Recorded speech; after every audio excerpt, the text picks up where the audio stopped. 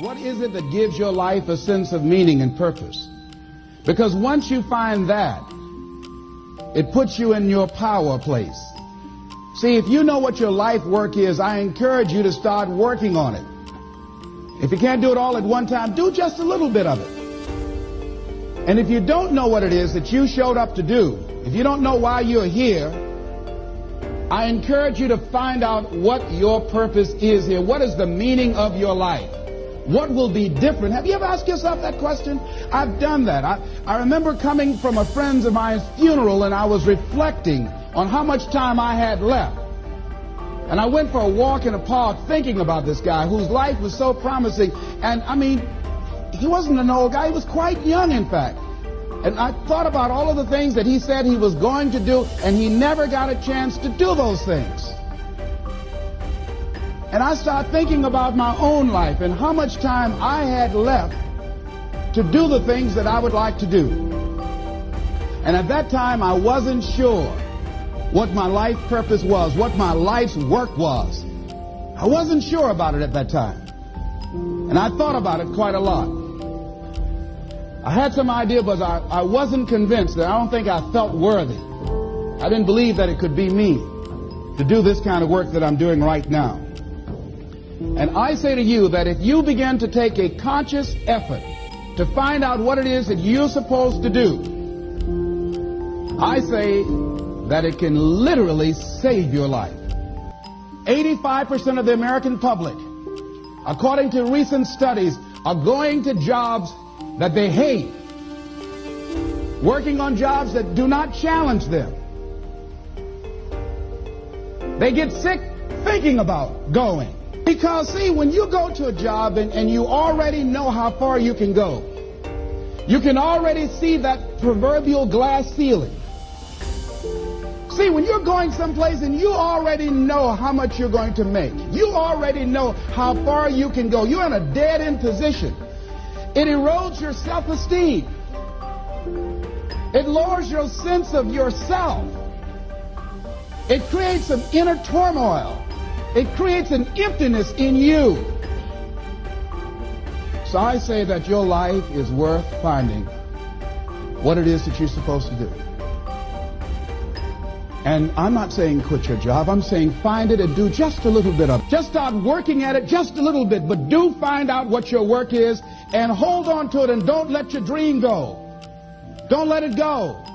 See, and here's something else I want you to begin to look at. Why is it that most people don't pursue their dreams or don't do better than what they're doing if they're capable of doing it? I think that many of us don't go the next step because we don't know what to do yet. And I say that the reason that we don't even explore the possibility of what to do is because subconsciously we don't believe that it can happen for us, and we don't believe that we deserve it. So here's what I'm suggesting. How much time do you spend working on you? How much time do you spend every day working on your dream? In the last 90 days, how many books have you read? In the last year, what new skill or knowledge have you acquired? What kind of investment have you made in you? So I'm saying that as you begin to look at where you want to go, if you want to make it today, and things are changing so fast you have to literally run to stand still, I'm saying that you've got to make some conscious effort to begin to work to develop you. Here's something else. Most people are not living their dreams because of fear, ladies and gentlemen. Fear, limited vision, and lack of self-esteem is what keep most people doing things they don't want to do. The same reason that people stay in relationships where they're abused or they're unhappy or it's unfulfilling, they can't see themselves beyond that relationship. They can't see themselves enjoying life without that person. They think that this is all that they can do. The same reason that people get stuck at a certain level in life. They can't see things being better for them. And they think that this is it and this is all they deserve. This is all they've ever seen. It's been passed on to them. And they think that this is it for them. Oh, no. I was looking what Dr. Blanton, Smiley Blanton, who is a colleague of Dr. Norman Vincent Peale, what he said about fear. He said, fear is the most subtle and destructive of all human diseases.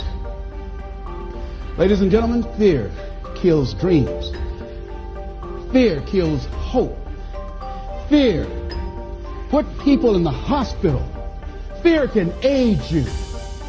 Fear, ladies and gentlemen, can hold you back from doing something that you know within yourself that you're capable of doing, but it will paralyze you. And it seems like you're in a hypnotic spell. And I ask you a question, what is the benefit? What's the benefit of allowing fear to hold you back? What's the benefit of giving up on yourself, of not stepping out on life and taking life on? What is the benefit for you? What's the plus in that? It's one of the things I had to ask myself. So I didn't want to make any mistakes. I wanted everybody to like me. I wanted to be perfect the first time I did something. It's not going to happen. You're going to make some mistakes. You're going to hurt some folks' feelings. You're going to create some enemies whenever you decide that you want to begin to take life on. You've got to ask yourself, how long am I going to allow this to hold me back? I like what Zig Ziglar says. He said, fear is false evidence appearing real.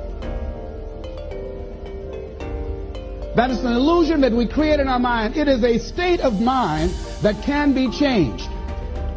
So let's look at how we can begin to take some steps to restructure that fear, to begin to expand our visions of ourselves, to begin to increase our self-esteem. Webster said that self-esteem means confidence and satisfaction in oneself.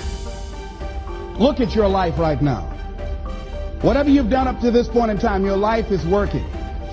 Whatever you have produced, it came out of you as a result of the kind of person that you have become. It's a result of your choices. It's a result of your consciousness. Now you have to ask yourself, are you satisfied with what you have produced?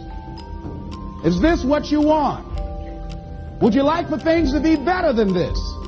Do you believe that you deserve better than this? Or are you content? This is it. You don't have to do anything else. That you already resign yourself in life and say, well, I'm happy. I'm not starving like the people in Calcutta. Are you allowing yourself to get off the hook like that? Or do you believe somewhere in the back of your mind or in your heart that there's some other great work for you to do? There's something else that life has for you. And that's why you're here. How do we handle this fear factor? How do we increase our self-esteem? You have to begin to fortify yourself. How do we do that? I believe that you have to begin to consciously monitor your inner conversation and start talking to yourself. Start building yourself up. Sometimes the only good things you will hear about you are the things that you say to you. So I'm saying learn to be your own booster. Start building yourself up.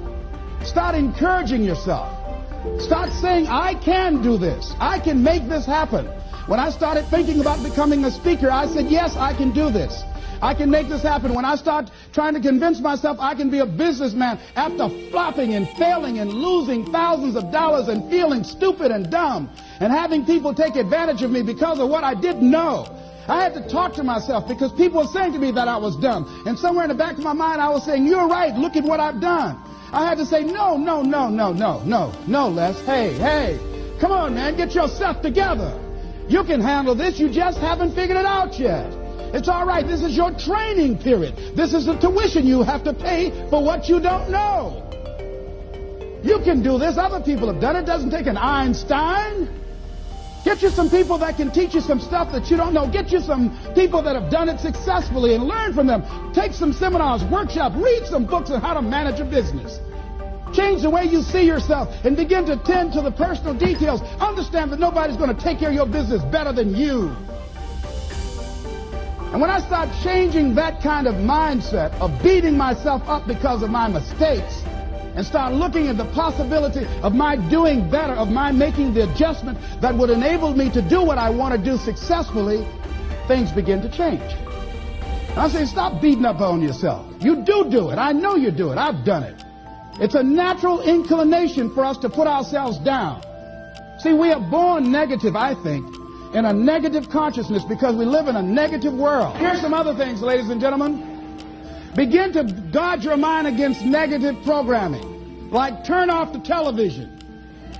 Don't watch the news. So you've got to guard the kinds of things that you put in your mind. See, if you don't program your mind will be programmed, because human beings are goal-oriented. That's why we die of broken hearts early. That's why we're running through life to early graves. We're going through life, ladies and gentlemen. And I think that Henry David Thoreau said that most men live in quiet desperation. Most of us go through life running scared. So we created this in our minds, false evidence appearing real. We made it real in our minds. That's why Churchill said there's nothing to fear but fear itself. That's the destructive monster.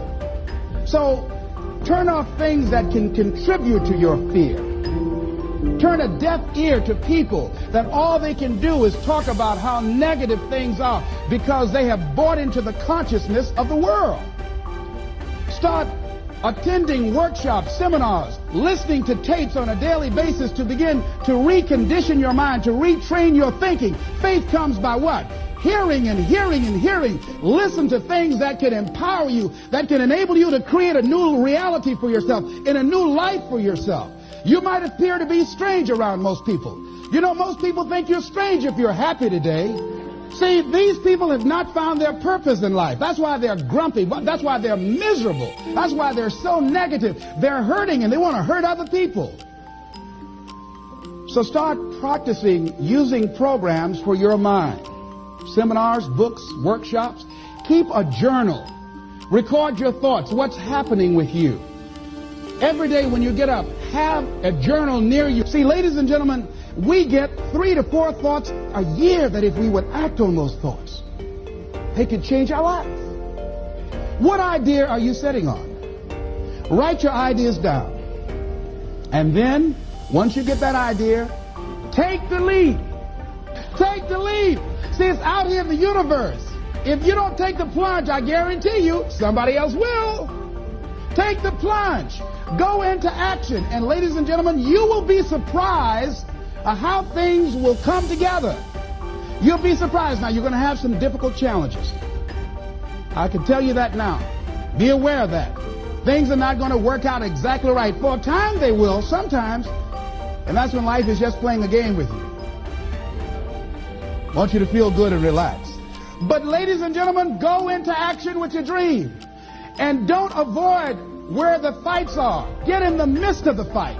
Get knocked down so you can learn how to fight, so you can hold your position. See, most people don't get out in the arena of life because they don't want to fight. Most people don't get out there because they don't want to get knocked down. They don't want to be dropped to their knees. But see, you're going to be dropped whether you're on the field or whether or not you're sitting on the sidelines. You're going to be dropped. So at least get dropped for something. See, that's how most people are spectators in life. You don't want to be a spectator. You want to get out in the field where the action is. And you will be amazed. After the struggle, there will be a calm period and things will begin to click for you.